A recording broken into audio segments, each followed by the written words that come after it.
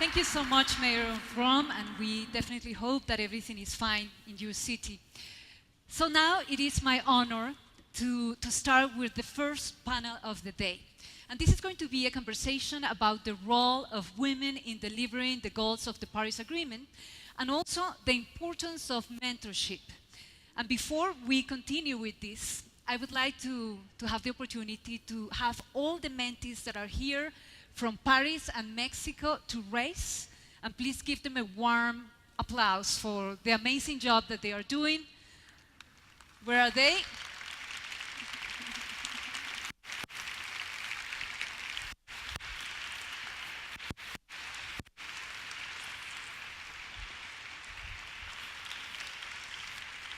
Thank you very much. I think that to see this new generation of women so interested in protecting our planet and taking the lead in this important issue, it really fills us with hope. And so thank you so much for the work that you're doing. Okay, so now I will be joined on a stage by a very, very special lady that needs no presentation, but I would like to say a couple of remarks about her. Her name is Christiana Figueres. She is the Convenor of Mission 2020, a new global initiative calling for urgent action to begin rapidly declining global greenhouse gases by 2020. As the Executive Secretary of the UNFCCC from 2010 to 2016, Ms. Figueres oversaw the signing of the Paris Agreement, and she was key in the passing of the Paris Agreement. She also served as the Vice Chair of the Global Covenant for Mayors of Climate and Energy. So, por favor, démosle la bienvenida a Ms. Christiana Figueres.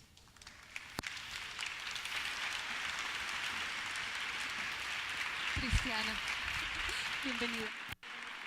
Ponete otra vez. Siéntate.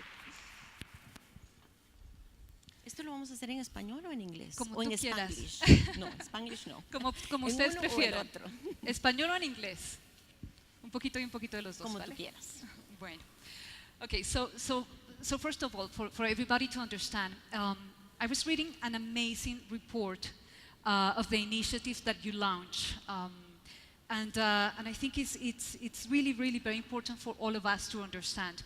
So basically, you say that Mission 2020 is an urgent call for action to start bending the emissions by this day. Why is this day so important? Well, 2020 is a date that has been established by science. And I think it's very important to understand that the Paris Agreement is actually a science-based treaty. It is definitely the work of a lot of political agreements that led finally to that, but it is a science-based treaty because it understands that we have to be, in order to protect the most vulnerable populations of this world, and in order to get to an economy that is stable, we have to be at a zero net emission economy by 2050. And in order to get there, we have to start bending the curve of emissions by 2020 because we're still continuing to increase. So we're still going up in the curve, and over the next 2 years, we have to get ready and do everything so that by 2020, we are actually reversing the trend. So instead of going up, which is what we're still doing, we have to begin to descend by 2020 in order to be able to hit 2050 on time. So 2020 is in 2 years, so we don't have more time. This is definitely urgent. I was reading in the report that you have 6 very specific points. Could you tell us a little bit about it so we can all know what is needed? Well, yes, it's actually pretty predictable. It's the sectors that are currently emitting greenhouse gases. Certainly the energy sector comes first because it is responsible for about 3/4 of the greenhouse gas emissions. And the very good news there is that renewable energy, which is the solution to the energy sector, has been coming down in cost quite remarkably over the past 8 to 10 years. So we have in many countries, including in this wonderful country, we have more and more use of renewable energy because it is competitive. And I think that is, for me, the most important thing that we have to understand. That yes, on the one hand, we have to do what science demands and what my boss, the atmosphere, demands, because she calls me every morning and she says, "So, Christiana, how's it going down there?" And I have to report to her on a daily basis. She's a very demanding boss.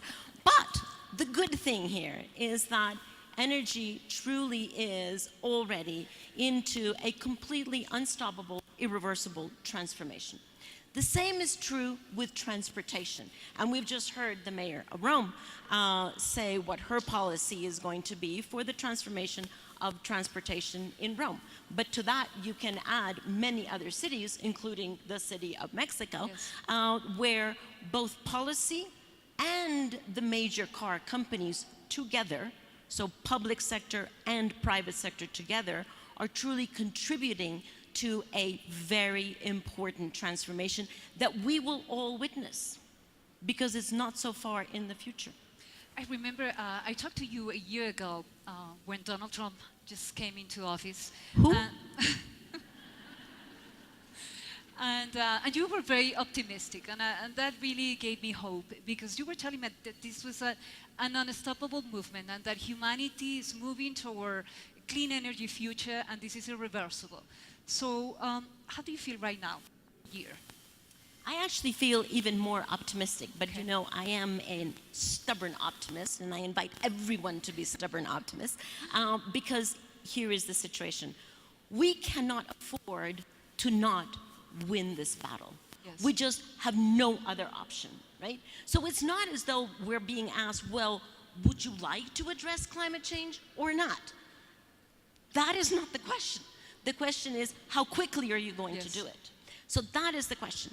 So I do not negate that we have huge challenges ahead of us.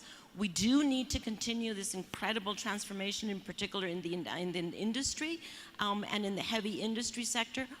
But the forces that are already at play are really helping us. So we feel the wind in our back with the market forces that are truly helping us to get there. Now, we do have some politicians who happen to say that they don't believe in climate change, which to me is the equivalent of saying, I don't believe in gravity.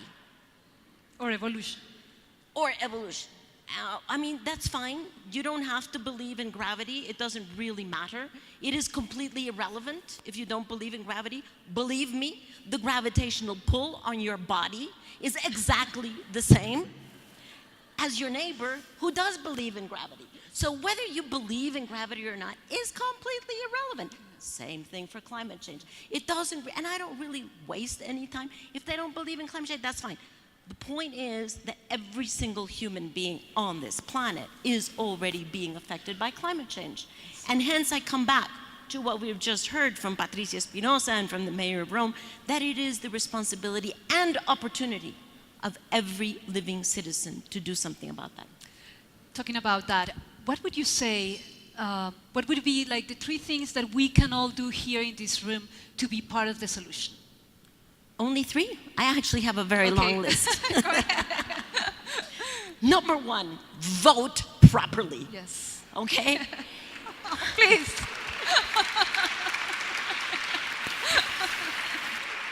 I think we're all adults in this room. If there are some under 18s, welcome. It's wonderful to have under 18s. But all adults, at least in democratic countries, and I think we all live in a democratic country, have a huge responsibility to really use the power of our vote to enrumbar, como se dice eso en inglés, to direct the direction of policy. Number 1 responsibility. Yes. Number 2, where are you putting your wallet? Are you purchasing renewable energy? Are you ensuring that your investments are clean? You know, it's very interesting how many of us are, you know, climate people, and we have never looked at where are our investments. If you're my age, you probably already have some investments, and if you don't, you should hurry up.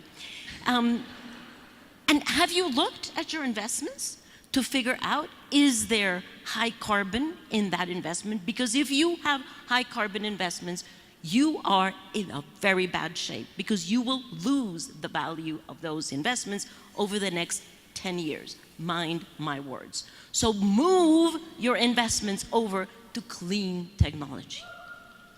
Yes, very important.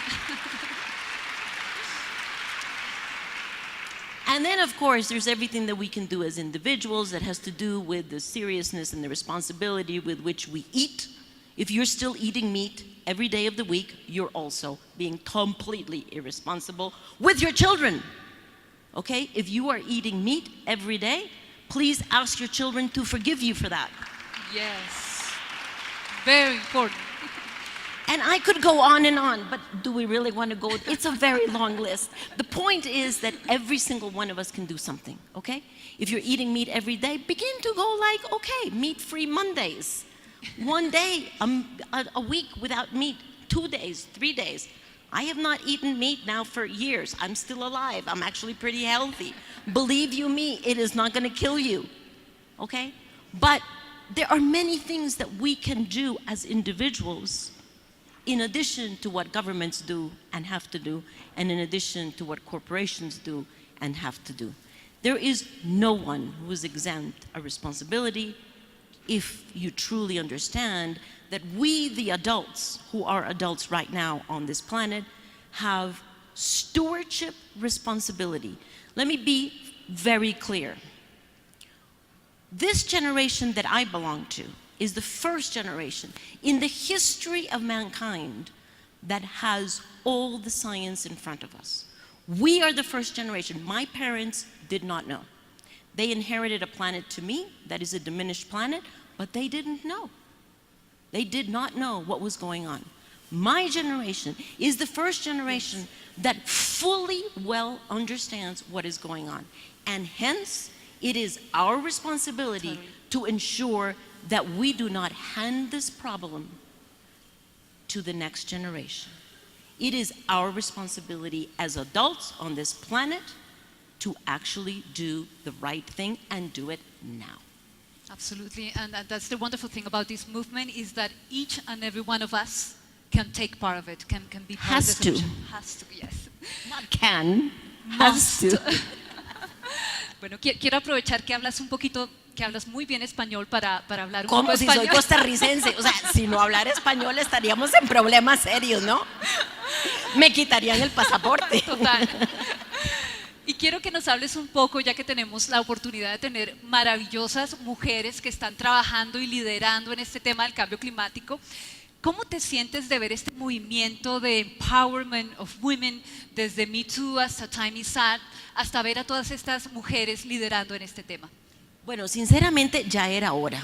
Ya era hora. Sí. Ya era hora. Y déjenme explicar lo que digo, lo que eso significa para mí. Tenemos, Vanessa, miles de años de estarle invirtiendo al 50% del potencial social que tenemos como raza humana.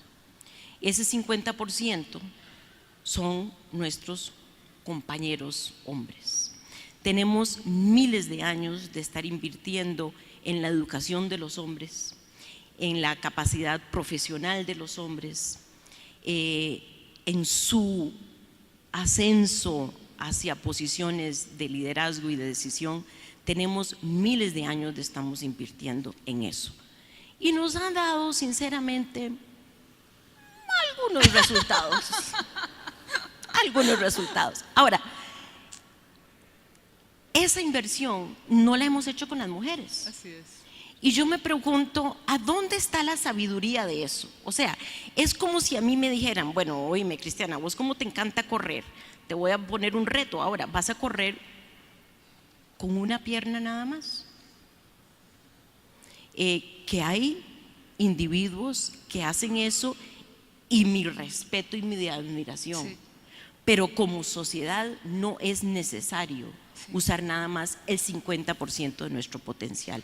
Ya es hora de que lleguemos a poder usar, sobre todo frente a un reto tan complejo como este, tan complejo en donde no podemos usar nada más el 50% de la cabeza, nada más el 50% del potencial que tenemos. Aquí necesitamos el 100%, si no el 150%. Así es. Desafortunadamente le estamos invirtiendo ahí en estas soluciones muy poco.